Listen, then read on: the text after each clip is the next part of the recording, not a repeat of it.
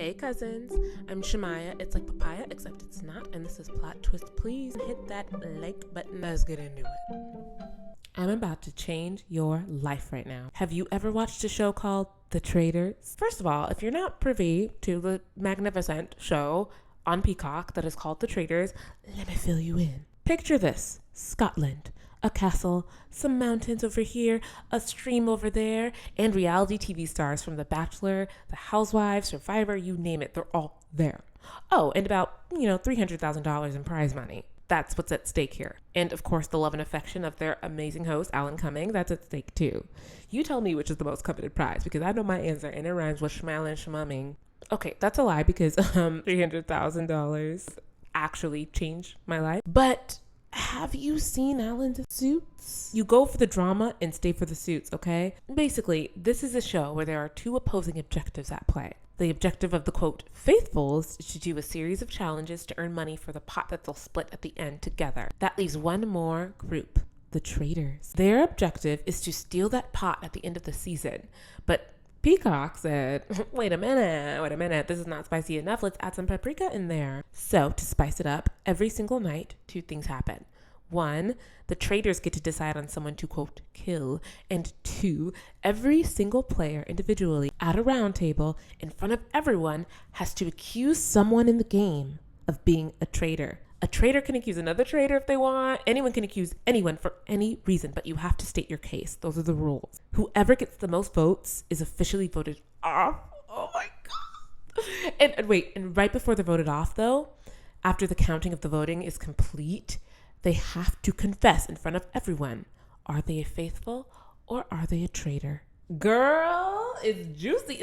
I'm looking at my fingers. It's so good. Now let me know in the comments if you watch the show, because if you know, you will get hooked, I'm telling you. Now, while watching this juice fest of a show, I couldn't help but notice something. The Black women are eating. They are eating, especially as traitors. In both seasons, the Black women who were traitors ended up either winning completely or getting extremely close to winning. And I wondered, while bundled up in my covers and drinking my poppy from a glass, not sponsored, why that was. I've come to the conclusion, as a Black neurodivergent woman, the neurodivergence is all over the page. If you're new here, hi, welcome. I'm autistic and I'm Black. I came to the conclusion that Black women know how to perform. Am I saying we're good liars? No. I'm gonna tell you right now, this autistic right here is a terrible liar. If you rob a bank, do not tell me. If you feel guilty and want to rid yourself of the burden, tell me all about it, spill. But otherwise, I'm not the one. You've been warned. Here's what I am saying, though.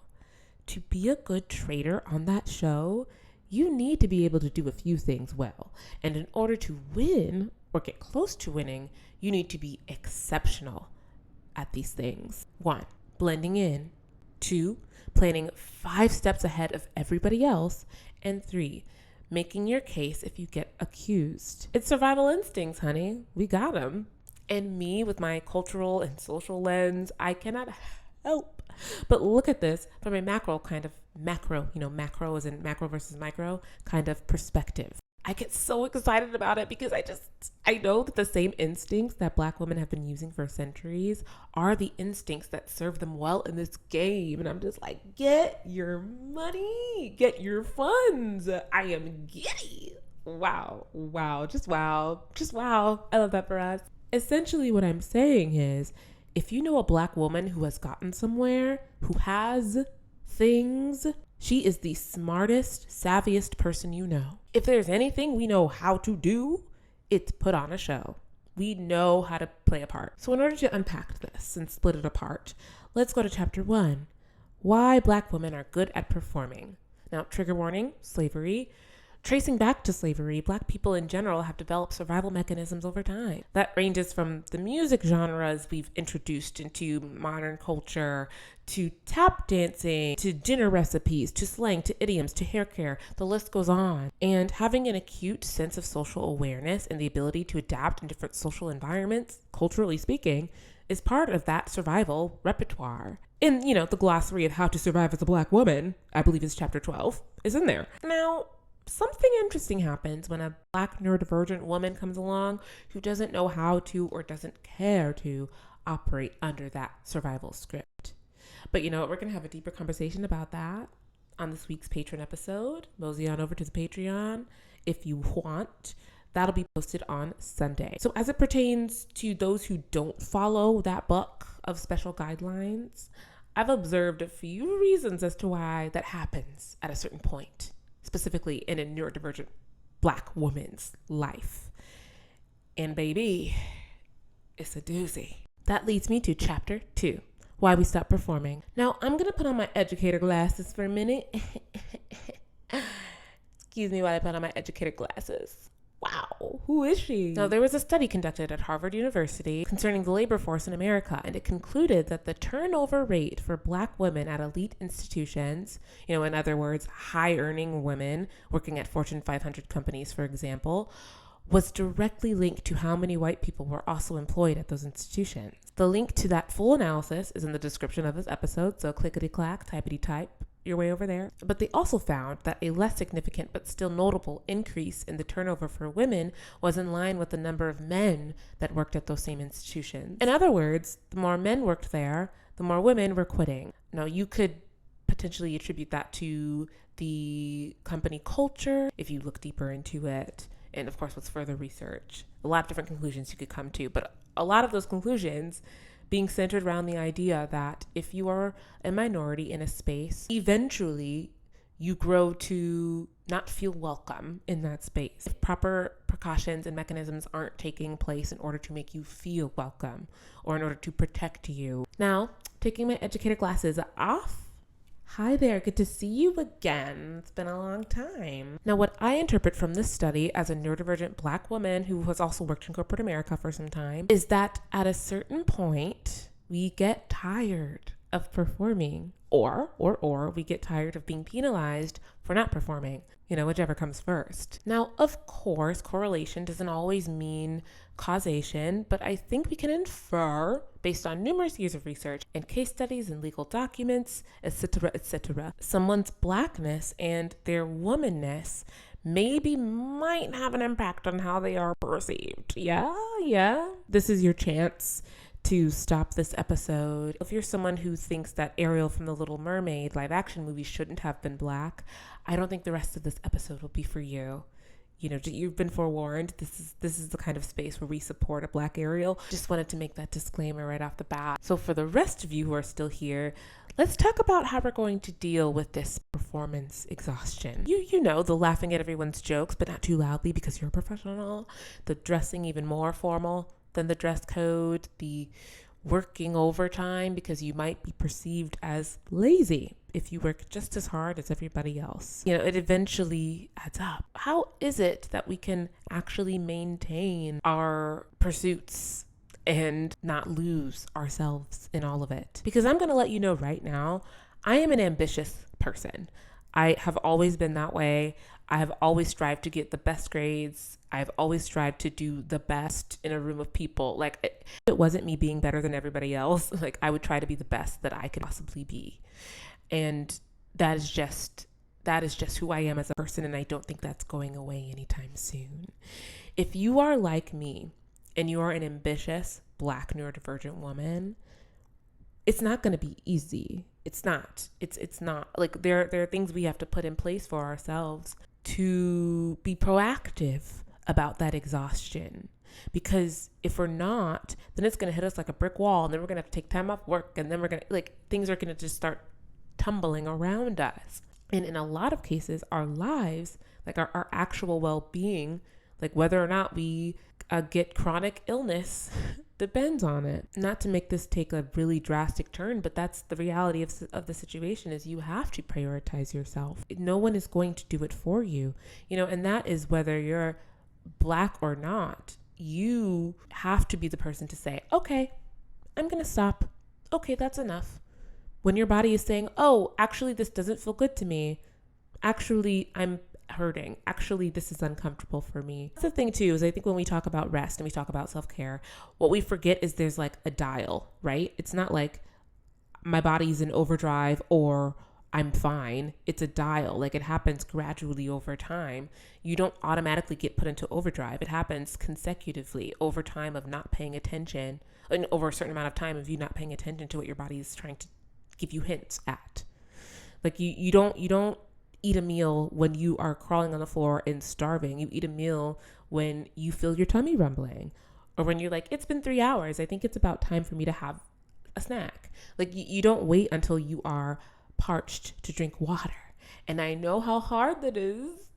I know. I'm a dehydrated neurodivergent, yes. And it could be little things along the way. It can be leaving a glass of water at your bedside before you go to bed, putting your vitamins right in front of you so that you know to take them in the morning, like right on your nightstand or what have you. It's taking little steps to like remind yourself that you have a body, right? That you have a skin suit that you need to take care of, that you have this thing, that it does so many wonderful, amazing things for you daily. It protects you from so many things. It gives you so many signals throughout the day to remind you that it's there. And you have to take those signals seriously. And it's not fun. It's not fun to floss. But you could make a game out of it. You could. You have to do these things. Taking the initiative to do those little things translates to you taking the initiative to handle the larger issues and the more dire signals that your body is sending you. And like I've definitely had moments as a creative entrepreneur who's also neurodivergent where I've had to be really real with myself about what it was that I could handle. Like, I had to be just really logical and practical about the things that I was capable of doing on a daily basis, about the kind of jobs I could take and still feel right with myself at the end of the day, and what jobs I could take that I knew would push me, but not to a point where I would break. Sometimes the resistance is a good thing. Sometimes having to push is a good thing, is good practice, is good mental training, and sometimes it's not. And I think the trickiest part is being able to decipher when those moments are and how they differ, especially for someone who has like a lack of interoception as a neurodivergent person. And if you don't know, interoception is basically the thing that tells your brain that your body is trying to tell you something. And it just like clicks instantly. For some autistic people, and particularly for this one, it doesn't come easily. Now, over time, I've gotten better at those messages translating quicker and being able to, tackle them when they arise. But, there was a time where I would pass out because I didn't know I was hungry. Like, I didn't know I was hungry. So, in small increments, that can be like, that's still incredibly dangerous, actually. However we slice it, that's dangerous. So, like, as someone who, like, lives in a city and walks around and takes public transportation to get most places, I had to learn that I need to basically always have a snack with me, because even if I do sit down for a meal, I'm not someone who necessarily knows when I'm full or when I'm still hungry.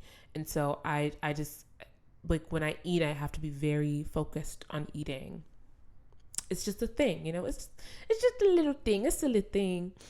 But for these reasons I've listed, specifically Black neurodivergent Black women need to be so serious about our health and about prioritizing our well-being as we have these grand pursuits. And now, this is not an advice podcast, but if you want some inspiration, I can tell you how I did it and how I'm trying to do it currently. Chapter 3, mindset reframing. I'll tell you what I do and then you can take it or leave it. Okay? That's the deal. That's the deal that we have. I am in an era where I very intentionally pursue my own comfort. And I think many neurodivergent people, particularly autistic people, or, really anyone who is othered, spend an enormous amount of energy and time putting ourselves in uncomfortable situations, probably because we've always had to. We didn't think there was another option.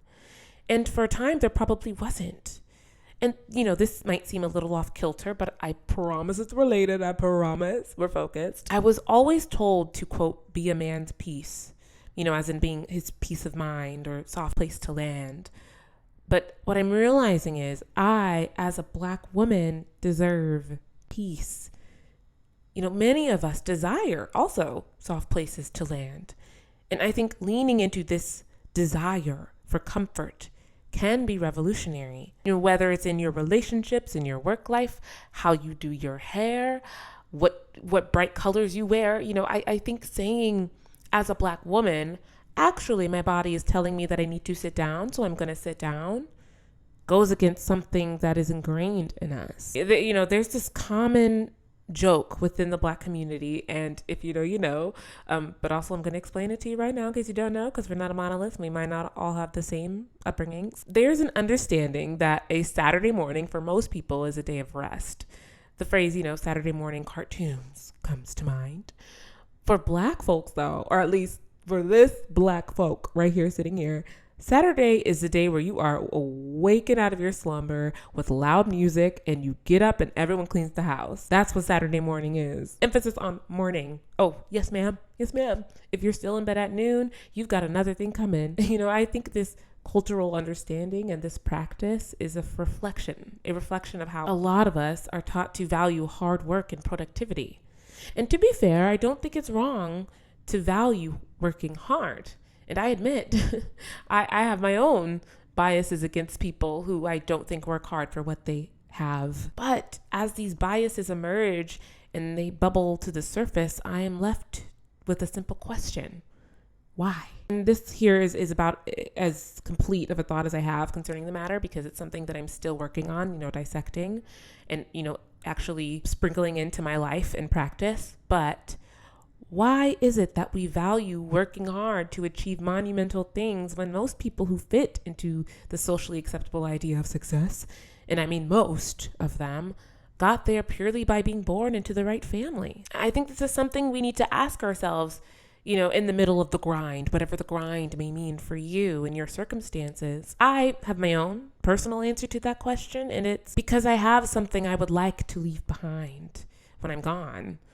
Because I think my ideas are worth investing in, and because I believe in my calling. But you might have a different answer. And maybe your answer is, actually, I don't want to work hard. I'm tired and I would like to surround myself with things that bring me comfort.